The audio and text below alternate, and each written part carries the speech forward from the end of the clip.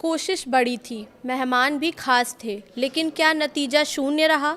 America और Iran के बीच शांति दूत बनने की पाकिस्तान की चाहत को एक बड़ा झटका लगा है। रविवार की उस हाई प्रोफाइल बैठक के बाद अब सवाल उठ रहे हैं कि क्या तुर्की, मिस्र और सऊदी अरब के साथ मिलकर बुना गया ये कूटनीतिक जाल पूरी तरह नाकाम हो गया है? आखिर क्यों फेल हो रही है मध्यस्थता? नमस्कार, मैं प्रिया श्रीवास्तव और आप देख रहे हैं न्यूज़ 18। अमेरिका और ईरान के बीच जारी तनाव को कम करने के लिए पाकिस्तान ने एक अहम बैठक की मेज़बानी की। इस्लामाबाद में रविवार को तुर्की, मिस्र और सऊदी अरब के विदेश मंत्रियों के साथ चर्चा हुई, लेकिन शुरुआती संकेत बताते हैं कि मध्यस्थता प्रयास फिलहाल कामयाब नहीं हुए। पाकिस्तान ने कहा है कि वे आने वाले दिनों में अमेरिका और ईरान के बीच सीधी बातचीत की मेज़बानी कर सकता है। पाकिस्तान के विदेश मंत्री इशाक डार ने रविवार को क्षेत्रीय मुस्लिम देशों के अपने समकक्षों की इस्लामाबाद में मेज़बानी की। इस अहम बैठक में सऊदी अरब, मिस्र और तुर्की के विदेश मंत्री पहुंचे थे, जिसमें ईरान युद्ध को जल्द से जल्द खत्म करने के तरीकों पर चर्चा हुई। बैठक के बाद इशाक डार ने कहा कि संघर्ष के व्यापक और स्थायी समाधान के लिए आने वाले दिनों में दोनों पक्षों के बीच सार्थक बातचीत की मेज़बानी करना और उसमें मदद करना पाकिस्तान के लिए गर्व की बात होगी। बैठक के बाद जो संकेत मिल रहे हैं उसमें ऐसा लगता है कि पाकिस्तान की मध्यस्थ की भूमिका निभाने की कोशिश बहुत कामयाब नहीं हो रही है। इसका एक अहम संकेत इस्लामाबाद में हो रहे मंत्री स्तरीय सम्मेलन का अचानक खत्म हो जाना है। ये सम्मेलन 29 और 30 मार्च को 2 दिनों के लिए तय किया गया था, लेकिन ये एक ही दिन में खत्म हो गया। इसका घोषित मकसद अमेरिका और ईरान के बीच संभावित बातचीत के लिए मध्यस्थता का ढांचा तैयार करना था।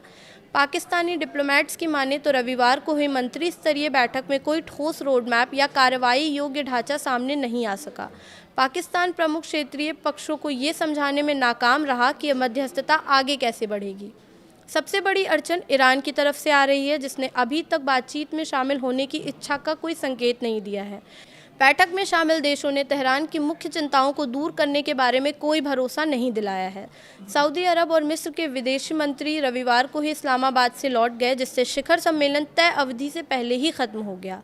क्षेत्रीय देशों के रुख में भी अंतर दिखाई दिया है। पाकिस्तान और तुर्की मध्यस्थता को लेकर उत्सुक हैं, वहीं सऊदी अरब और मिस्र सतर्क रुख अपना रहे हैं। रियाद और काहिरा ने सुझाव दिया है कि किसी भी मध्यस्थता रोडमैप को पेश करने से पहले अमेरिका के साथ चर्चा की जानी चाहिए। पाकिस्तानी विदेश मंत्री ने मेज़बानी को लेकर बयान भले ही दिया है, लेकिन असलियत ये है कि वॉशिंगटन और तेहरान के बीच अभी तक सीधी बातचीत की पुष्टि नहीं हुई है। ये युद्ध के मैदान में होने वाले घटनाक्रमों पर निर्भर करेगा, जो किसी भी बातचीत के समय और उसकी व्यावहारिकता को प्रभावित कर रहा है। दोनों पक्षों में संपर्क केवल अप्रत्यक्ष आदान प्रदान तक ही सीमित है।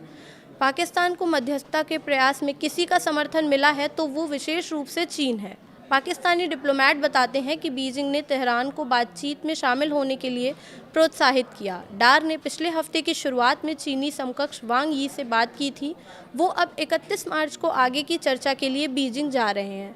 पाकिस्तानी अखबार डॉन ने एक राजनयिक सूत्र के हवाले से बताया है कि इस यात्रा से उनकी हालिया बातचीत आगे बढ़ाई जाएगी, लेकिन साथ ही ये संकेत भी मिलता है कि अमेरिका ईरान की जिस बैठक के मंगलवार को होने का अनुमान लगाया जा रहा था, अब शायद उस दिन नहीं हो पाएगी।